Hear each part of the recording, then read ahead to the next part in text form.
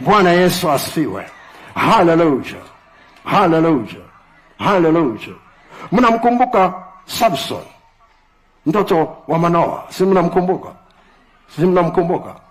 Biblia inatuambia kilichomfanya awe mnadhiri wa Bwana, Mungu alikuwa anamwandaa tangu tumboni mwa mama yake, ili Mungu ajilipizie kisasi kwa Wafilisti, awakomboe wana wa Israeli kutoka kwa Wafilisti. Ndio kazi yake kubwa aliyokuwa amepewa. Akapakwa mafuta, lakini alipewa masharti kwamba nywele zisikatwe.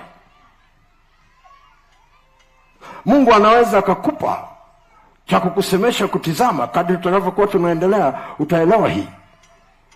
Anaweza akakueleza kitu cha kufanya, na anaangalia uaminifu wako katika kutii. Kwa hiyo waliambiwa wale wazazi nywele zisikatwe. Akazaliwa na yeye akaambiwa nywele zako uruhusiwi kukata. Zilikuwa ndefu, akazifunga mashungi mashungi yalikuwa 7 ya nywele. Mnaona jinsi alivyohangaika kuoa, lakini akapata mke wa kuoa katoka kwa Wafilisti. Angalia kilichotokea. Wale Wafilisti wakasema, tubembelezee huyu jamaa bwana, anatusumbua sana, ana nguvu sana, ana nguvu sana, ana nguvu sana, ana nguvu sana. Akamdanganya. Lakini kuna siku akabembelezwa, akatoa siri. Alipotoa siri na kumwambia, kichwa changu hakijawahi kuona wembe, hakijawahi katwa. Akabembelezwa, kikakatwa nywele. Kasome Biblia yako. Aliposikia Wafilisti wanakuja, akasema nitaenda kama jana. Kwa nini? Kwa sababu alifikiri ana upako kama jana.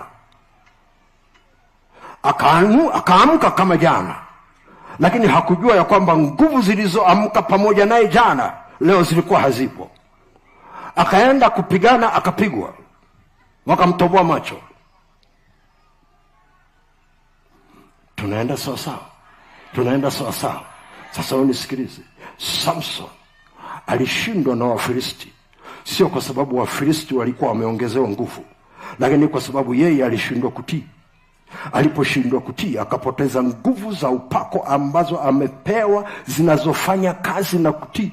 Ukimesa, ukivuruga kwenye kutii, ule upako ambao umebeba ushindi kwa ajili ya leo yako na kesho yako, ule upako unaondoka.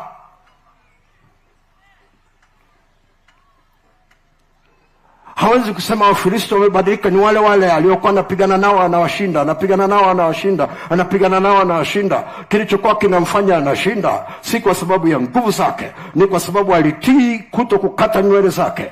Utii wake ndio uliotunza ushindi wake. Unataka kushinda na kukaa na kufanikiwa, utii wako kwenye kile Mungu anachokusemesha, huo utii wako utatunza ushindi wako ambao Mungu ameukusudia katika maisha yako, katika vipengele na vipinzani na kila namna ambacho kitakuja katika maisha yako. Unahitaji kujua kitu gani Mungu anakuelekeza cha kufanya. Bwana Yesu asifiwe. Bwana Yesu asifiwe.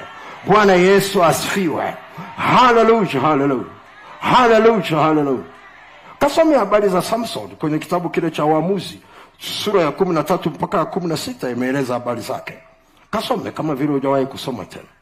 Ni vizuri sana uweze kuelewa ya kwamba huyu ndugu alipoteza nguvu zilizokuwa zinampa ushindi, na wale Wafilisti walikuwa wanajua kabisa huyu jamaa hana nguvu za kutushinda, ila kuna siri inayomfanya apate hizi nguvu na atunze hizi nguvu. Tukijua hii siri, tumemaliza.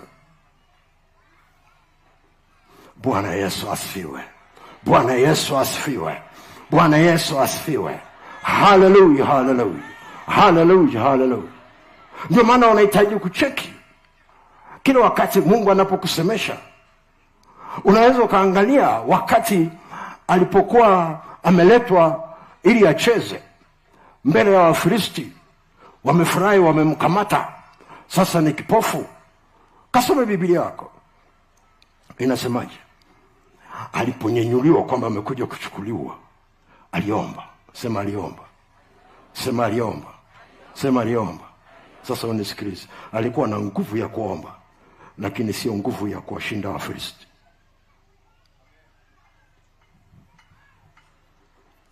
Daka vizuri, aliomba akisema, na mara hii tu nipe nafasi nilipizie kisasi kwa Wafilisti, mara hii tu. Kwa lugha nyingine anasema, niko tayari kukutii mara hii tu, na wewe nirudishie nguvu mara hii tu. Ule upako juu yake ulikuwa unamfanya anaishi maisha ya ushindi. Kwa nini? Kwa sababu alikuwa anatii kazi ile ambayo ule upako ulikuwa juu yake, kwa ajili ya kumsaidia na kwa ajili ya kumpigania katika maisha yake. Anataka kula mema ya nchi, anatakiwa akubali na kutii.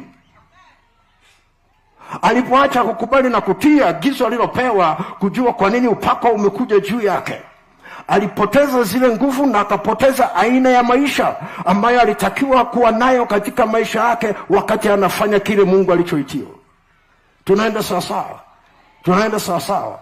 Bwana Yesu asifiwe. Bwana Yesu asifiwe. Bwana Yesu asifiwe. Hallelujah. Ni vizuri sana uweze kuelewa hili. Ni vizuri sana uweze kuelewa. Samsoni aliomba, na alipoomba nguvu za Mungu zikamshukia.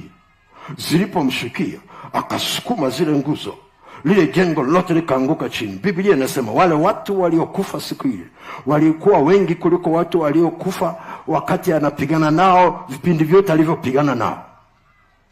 Lakini naye akafa.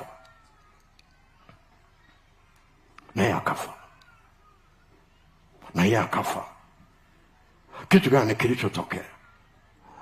Hakujua siri iliyoko kwenye kutii, kufanya kile ambacho Mungu amekuambia ufanye, alichokuelekeza usifanye, ili kusaidie kutunza zile nguvu zilizokupa nafasi Mungu aliyokupa. Tunaenda sawa. Bwana Yesu asifiwe. Bwana Yesu asifiwe. Bwana Yesu asifiwe. Hallelujah.